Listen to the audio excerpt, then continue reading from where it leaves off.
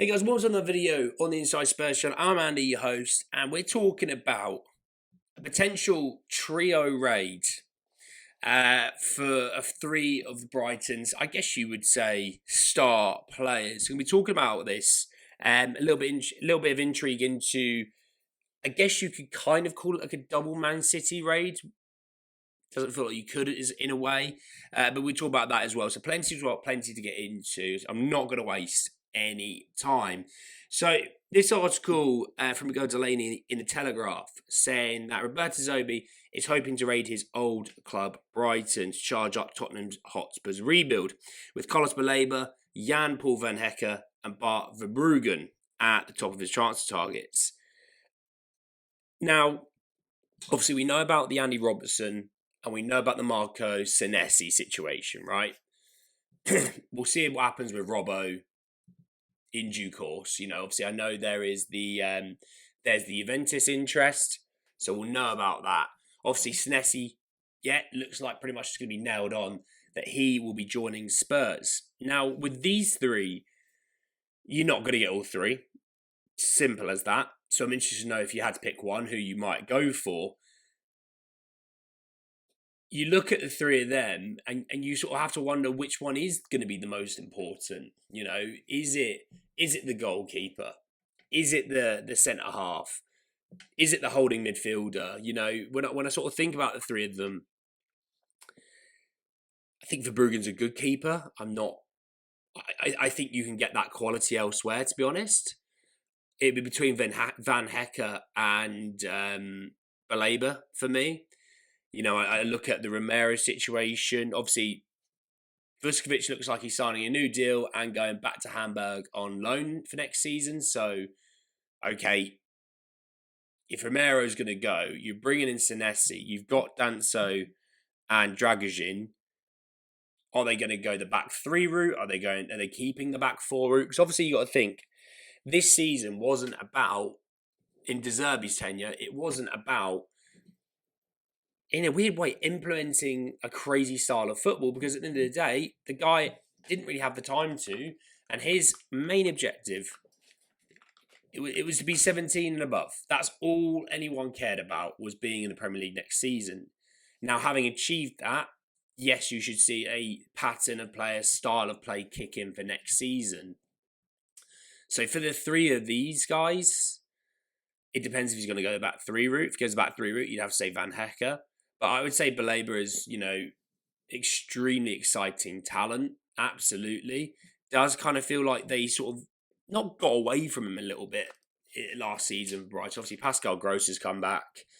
They've got a few quite interesting central midfielders. So you'd feel like Van Hecke is the most ready to go guy, if you get what I mean. Baleba gives you the most intrigue. So I'd probably sit there and say if it's a back three situation, then yes, Van Hecke would be the guy. If it's not, and it depends on price, Baleba could be it. But there was links that Baleba to Manchester United for 100 million or so. And, Spurs won't go near that with a 20-foot pole. So this could be a dead rubber just because of that alone. So I'm interested to know what you guys think on that. Now, a little bit of news. There's also interest in John Stones. That was one of the City players that there is interest. Again, Stones injury issues. Spurs are currently going through an internal investigation into the injury situation that we've had. Was it 120 in like 2 years or something? No offense. I love John Stones. I think John Stones is a good player. Great with the ball, good leadership. Serial winner. All those things. If he can't stay fit at Man City, how the hell is he going to stay fit at Spurs? It's not going to happen.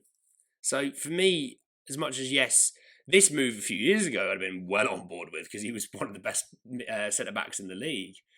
But for me, this isn't the move. This isn't, which is a sad situation to be. But I think we should be steering clear of John Stones personally. But there is still holding interest in James Trafford.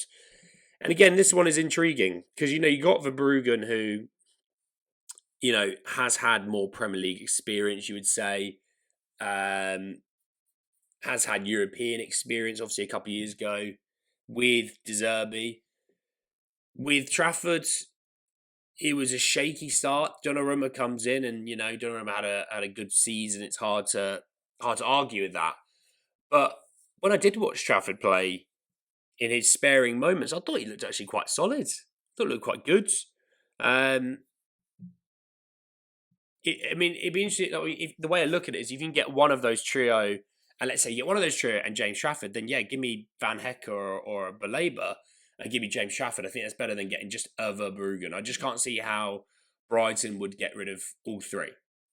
You can plan to get all three, but if all three are going to cost, let's say, 160 to 200 million, somewhere in that realm, no. Brighton do this to Chelsea. Let Chelsea do that. Let's keep clear of that.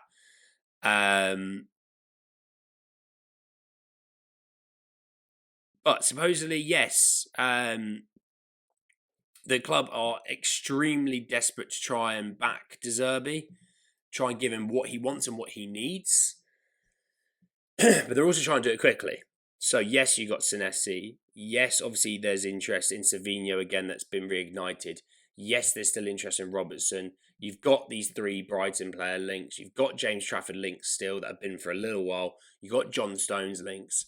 You can see that, we sit here on the 27th of May, that the club are trying.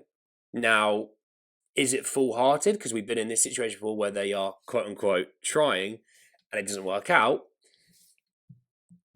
I think we look at it and go, actually,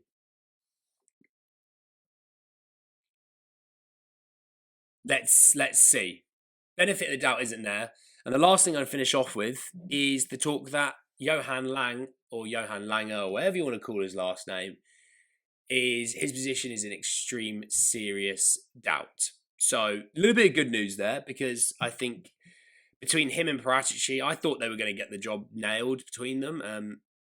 No, I don't think either are that good, if I'm honest. I don't.